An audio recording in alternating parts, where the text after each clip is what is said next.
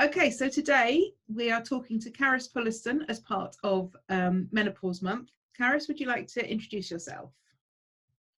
Hi, I'm a psychotherapist. I work largely with eating disorders and disordered eating, and I'm also a facilitator for an organisation called Beyond Chocolate, which is a no diet organisation.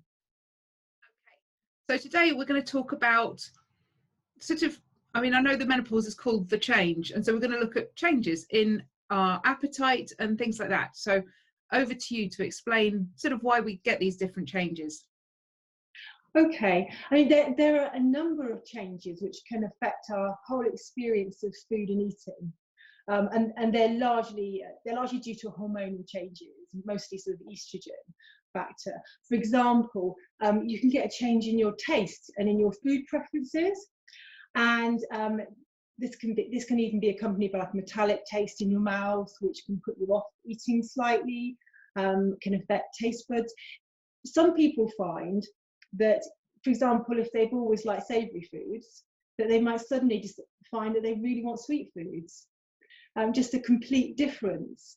Or something they've always loved, they go off. And then there's the increase in appetite caused by the increase in ghrelin during perimenopause, and that's the hunger stimulating hormone. So you can literally be more hungry because of the hormonal change.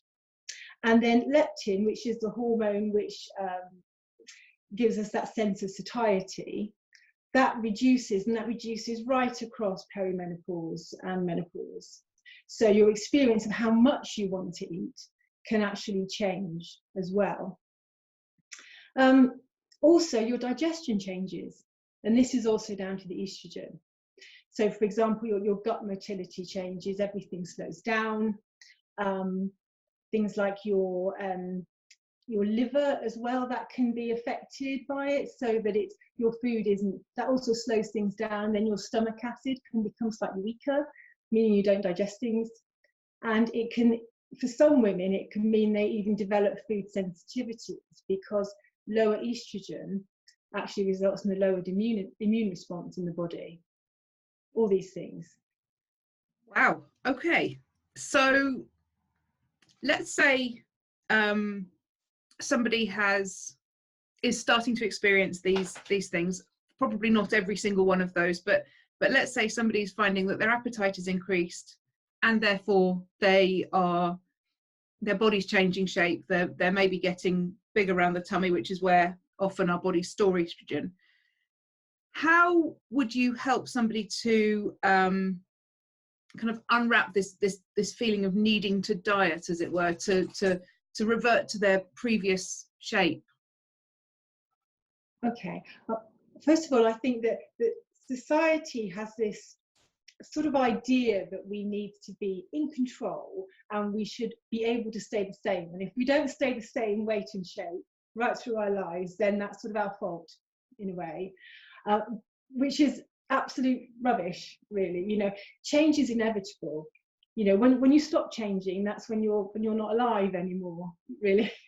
And so, in a sense, it's about not looking at change as a purely negative thing. Change is part of life, is part of the process of living.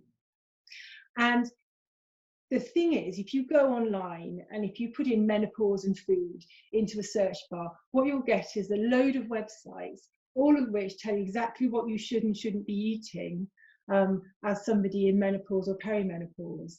And it's very directive and it's very generalist, because the only people who are experts on our bodies are us ourselves. So the first thing I would encourage women to do is to reconnect with their bodies and their hunger and their satiety.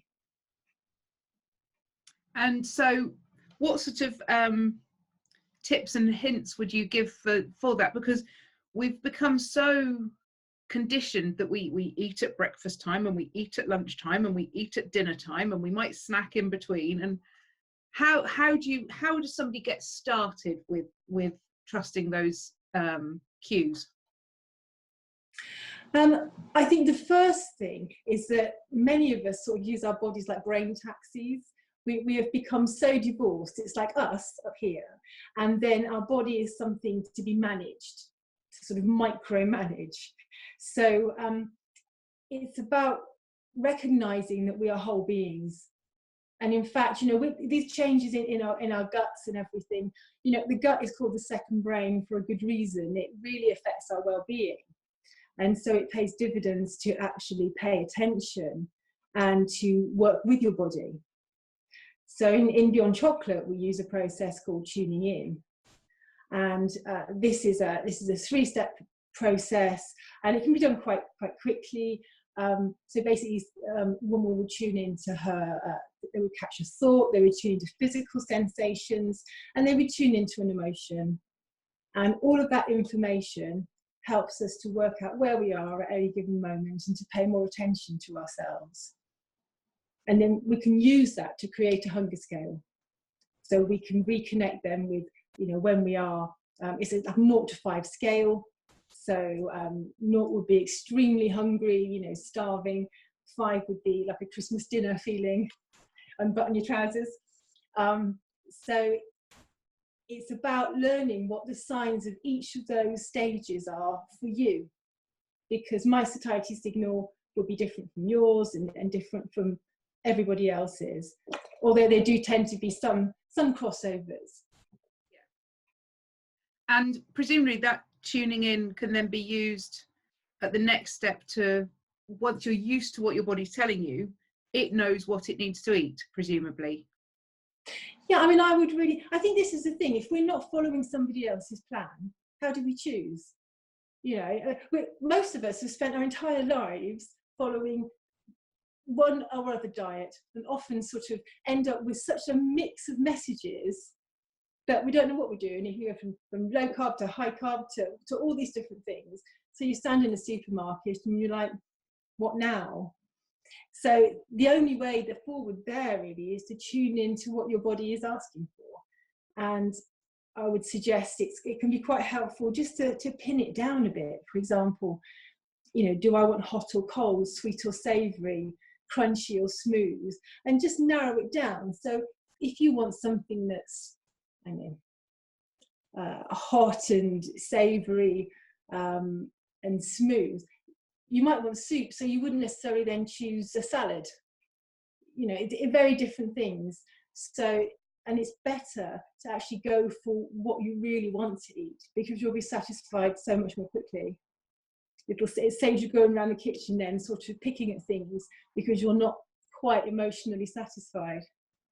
Absolutely. And I'm sure everybody watching this has at some point had that diet mentality of thinking, well, I'll have an apple because that's good for me. And then, yeah, I still want something else. I'll have these carrot sticks because they're in the fridge and they're good for me. I still want something else. And actually, if you just had the chocolate biscuit that you wanted in the first place, you'd have eaten less. But it's the whole sort of setup. It is. I mean, I think it's interesting to look at the whole idea, which I know you're just sort of reproducing there, about good for me. You know, what is good for us? What's good for us is what our body's asking for, and what's going to satisfy us and give us our best life, in a sense.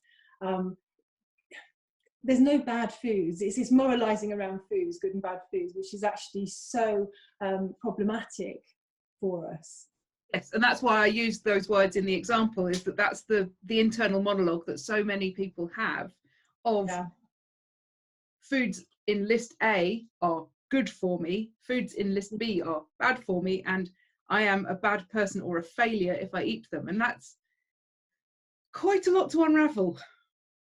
It is really judging ourselves by the food we eat, when food is in fact, it's morally neutral.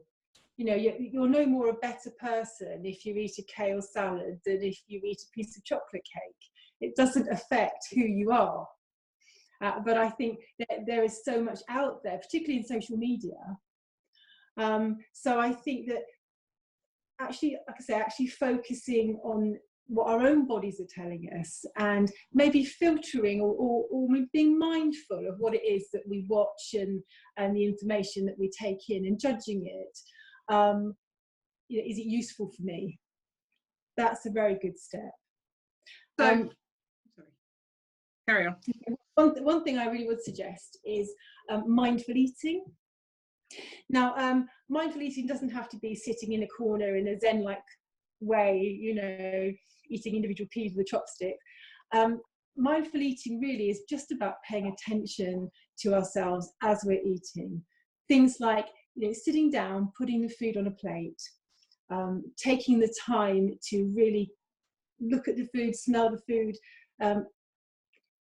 tell ourselves, you know, yeah, I'm eating, giving ourselves permission to eat, and chewing slowly. And in fact, it has more than a psychological benefit, it has a physical benefit. For example, you know, if our digestion is slowing down a bit due to the effects of the estrogen, really properly chewing our food really starts that digestive process and can help with that feeling of bloating that I think a lot of women can experience at this time. Absolutely.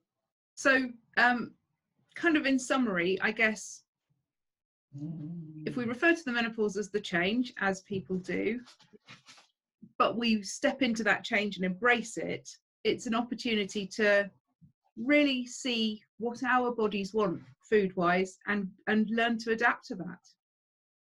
Absolutely.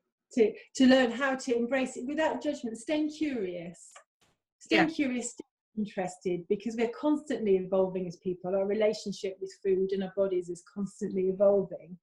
And if we can stay with ourselves rather than sort of outsourcing our choices to some, I don't know, menopause diet or whatever, I don't know if that exists, but you know, and whatever's out there that's telling us what to do. If we know what works for us, what makes us feel good, then that's the way forward, I would suggest. Perfect. Thank you so very much. You're welcome. Thank you.